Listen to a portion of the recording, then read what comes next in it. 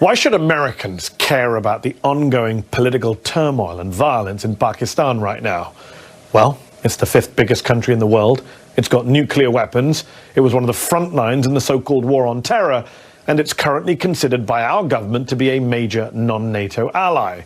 And yet ever since Imran Khan, the legendary Pakistani cricketer turned populist politician, was ejected from the Prime Minister's office last year in a very controversial parliamentary vote of no confidence, that country has been in the midst of an historic political and economic crisis. Khan, who remains hugely popular inside of Pakistan, has had more than 100 criminal cases thrown at him, from corruption to terrorism to blasphemy. And there has also been a vicious crackdown against members of his own political party.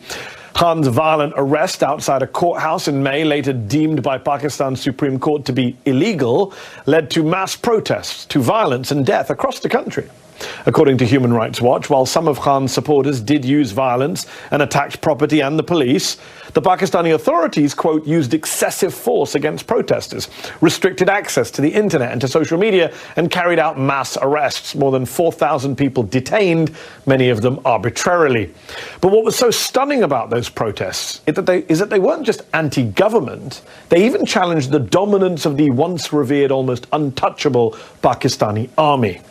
See, that country of more than 250 million people, which has long aspired to be a functioning democracy, has been ruled, directly or indirectly, by the military for most of its 75 years of independence. Currently, the Pakistani military has banned any mention of Imran Khan's name on air. Prominent journalists have just disappeared. Even Pakistani-American fashion designer Khatija Shah has been detained for taking part in the protests. And Khan himself, who survived an assassination attempt last November, is worried for his own life. The former prime minister, who is accused of cozying up to Vladimir Putin and Xi Jinping, hasn't had much support, though, from Western capitals, and he himself accused the Biden administration of being behind a coup against him, an allegation that the State Department has denied and that Khan has since backed away from. So, what should America be doing here, and what does the future hold for Pakistan and for Imran Khan? Earlier, I spoke to the former Prime Minister of Pakistan and chairman of the political party, the PTI. Imran Khan, thank you for coming on the show. You are the former Prime Minister of Pakistan. Explain to our viewers watching in America tonight what you believe is the state of democracy, of freedom, of human rights in Pakistan tonight. How bad is it?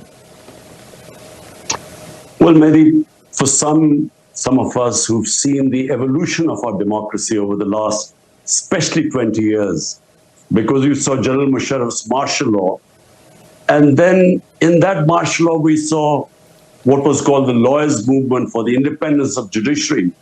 And during that time, the media asserted its independence. So we were moving towards a democratic system. Two governments came in, stood for 5 years, and then left elections. Another government took over. So we're moving towards, what we hoped would be genuine democracy, because normally we had a hybrid system. Even when the army was not in power, they really controlled the levers from behind. But what is happening right now is a total dismantling of our democracy. It's not a question of what is happening to my party or to me, or these 170 cases and so on, or whether I'm in jail, or these are not one, but two assassination attempts on me. It's what is happening to the future of this country if our democracy is disbanded. Because rule of law, democracy, and prosperity go hand in hand. When you do not have rule of law, which is what is happening now, it is might is right. There's an undeclared martial law in Pakistan. Then, there's darkness ahead. We are standing on the edge of darkness. So what is your message to the American government tonight, to President Joe Biden? Because on the one hand, you have urged the US to speak out in the name of democracy and human rights against what's happening in Pakistan right now. But you've also accused the US of being behind a, quote, foreign conspiracy, a coup against you. You've repeatedly called what happened to you, quote, US-backed regime change.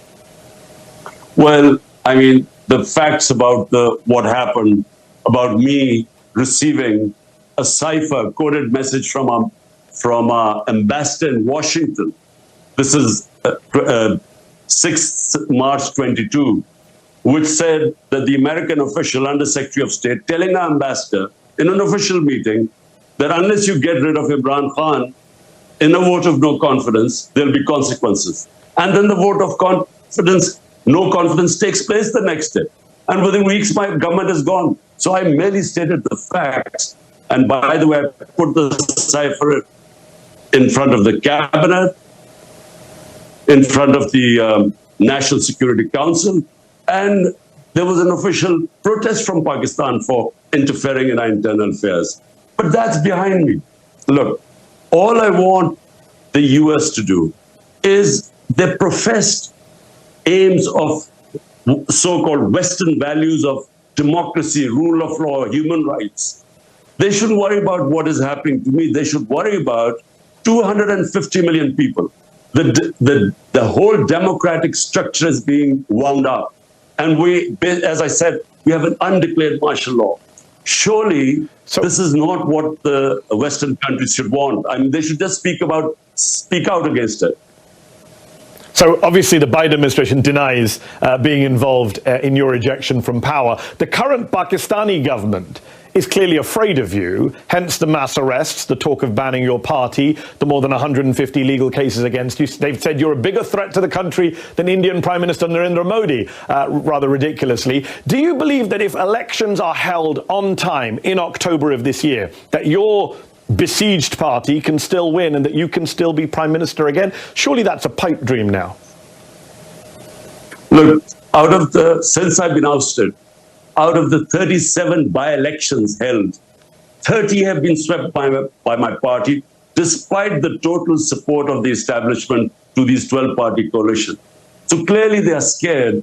This whole thing, which happened to us after 9th May, when I was abducted from within the High Court, abduction, and the way that they abducted me as if I was some terrorist. So the reaction to that was used as a way of just clamping down, crack down on my party. We equated to what Hitler did after the 1933 burning of the German parliament. He cracked down on the communists and wiped them out. This is what's happening now. How could a few cases of arson be made a reason for 10,000 of our workers in jail? And every day people are being put in. My entire leadership is in jail. The only way the leadership can come out of jail if they renounce being part of my party. So it's never happened in this country before. Women have never been put in jail. The entire media has been muzzled.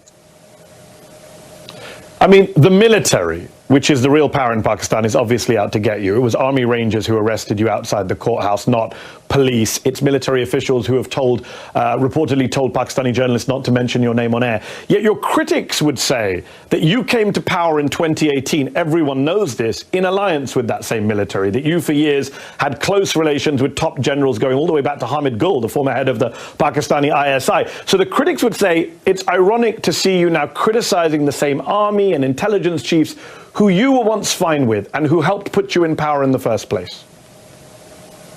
Firstly, just to correct you, I was abducted by the Rangers from within the court. I was actually sitting in the courtroom. So, just to correct you.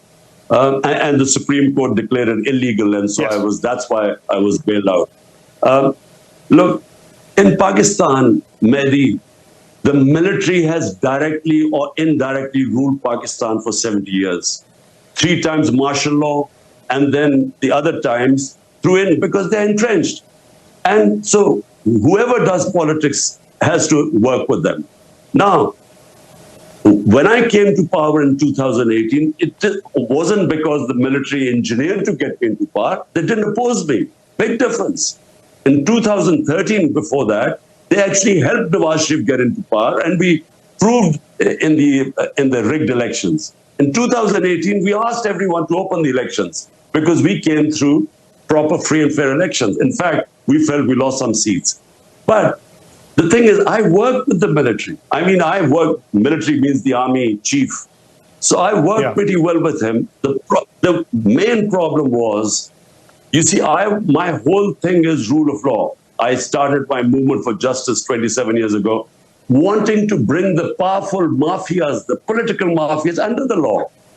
This is where the problem became. He didn't think corruption was that big a thing.